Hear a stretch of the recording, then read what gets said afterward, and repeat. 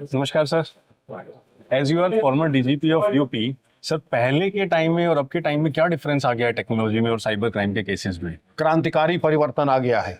अगर 1861 से शुरू करें, लगभग 1990 तक हमारी टेक्नोलॉजी 3 चीजों पे थी। घुड़सवार पुलिस, वायरलेस जो कि द्वितीय विश्व युद्ध का, सेकेंड वर्ल्ड वॉर का था, Yes, और थाने में क्राइम किट बॉक्स जिसमें magnifying glass, plaster of Paris, इस तरीके की मौलिक चीजें हुआ करती थी। फॉरेंसिक साइंस लेबोरेटरी में होती थी जहां पर आप जाकर के।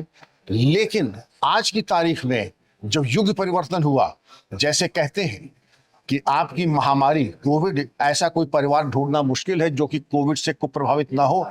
आज की तारीख में ऐसा कोई परिवार ढूंढना मुश्किल है जो साइबर क्राइम से कुप्रभावित ना हुआ हो। Right. ये परिवर्तन आया है।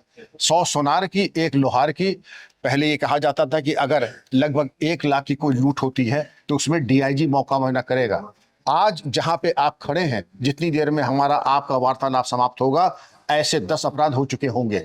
ये महामारी का रूप है साइबर क्राइम का। Yes, sir. उसके tools, rules of investigations, rules of policing बिल्कुल बदल गए। पहले एक और इंप्लीमेंट कहा जाता था हल्के नोट में, इंडिजिनस लाई डिटेक्टर। देसी लाई डिटेक्टर क्या होता है आप खुद समझ सकते हो, हम बताएंगे नहीं। हर थाने में लट होता था, Yes, sir. उसको कहते थे देसी लाई डिटेक्टर। वो इतनी टेक्नोलॉजी पहले थी। आज टेक्नोलॉजी क्या है?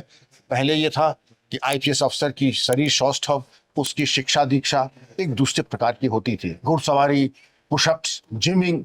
अब यह है कि क्या आप आईटी प्रोफेशनल हैं, आप पासवर्ड क्रैक कर सकते हैं, हैकिंग रोक सकते हैं, आप हार्डवेयर सॉफ्टवेयर पैरामीटर्स को कंपैटिबल बना सकते हैं। इसी तरह हमारे खुशी की बात है, कांस्टेबल से लेकर के डीजीपी तक आईआईटी के लोग आ रहे हैं। Yes, sir. इंजीनियर्स आ रहे हैं, एमसीए बीसीए बच्चे आ रहे हैं। तो वो जमाने चले गए जब पुलिस में ये था कि ज्यादा पढ़ लिख गया है तो अब इसकी पुलिस के लायक नहीं रहा। अब जितना ज्यादा पढ़ा लिखा होगा, आईटी प्रोफेशनल होगा, उतना ही कामयाब आज होगा। पहले कहते थे कि अच्छा पुलिस अफसर वो है जो आधा कसाई और आधा इंसान है। आज कहा जाएगा अच्छा पुलिस अफसर वो जो आधा आईटी एक्सपर्ट और आधा इंसान। तो सर आपको क्या लगता है जो आज ये फ्यूचर क्राइम समिट हुई है, ये कैसे हमारी जो नेशन है इस पे इफेक्ट कर रही है? और बहुत- जो करंट जनरेशन है, लाइक स्टूडेंट्स भी इसमें इन्वॉल्वमेंट ले रहे हैं, तो उनका क्या आपका पॉइंट ऑफ व्यू है उससे संबंध के? वो ये आपको अवेयरनेस देगी, आपको जागरूक करेगी कि आज के दौर में आप साइबर, ये टेक्नोलॉजी से किसी से अगर आप हाथ मिलाते हैं,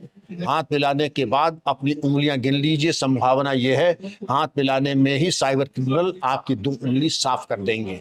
जागरूकता प्रसारित करने का, सरकार को अपनी बात पहुंचाने का, पुलिस को भी और दूसरे लेवल तक ले जाने के लिए ये कॉन्फ्रेंस अब बहुत बहुत महत्वपूर्ण है।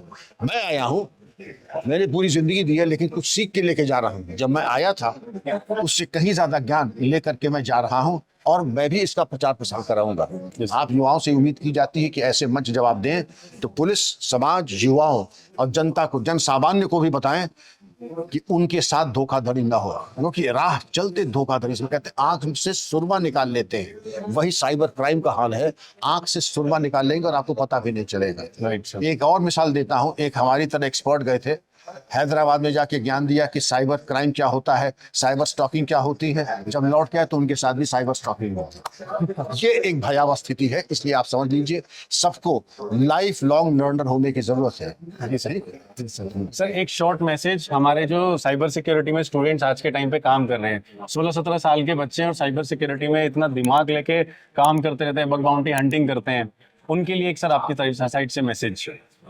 आजीवनम ज्ञान वर्धनम। जिंदगी भर आपको लाइफ लॉन्ग लर्नर बनना है। सिद्धिर भवति कर्मजा। जो काम आप निरंतर करेंगे, repetition, internalization and then it becomes habit. आप जो करेंगे वो एक मानक होगा, क्योंकि आप युवाओं से ये उम्मीद की जाती है कि आपकी मेधा क्षमता और आपकी जो बौद्धिक क्षमता है वो हमारे ऐसे लोगों से 1000 गुना ज्यादा है। आप जीवन पर्यंत एक स्वाध्याय करें, समाज की, देश की सेवा करें और सुरक्षा में अपना बहुत सुंदर योगदान दें। Thank you sir for your valuable time. Thank you.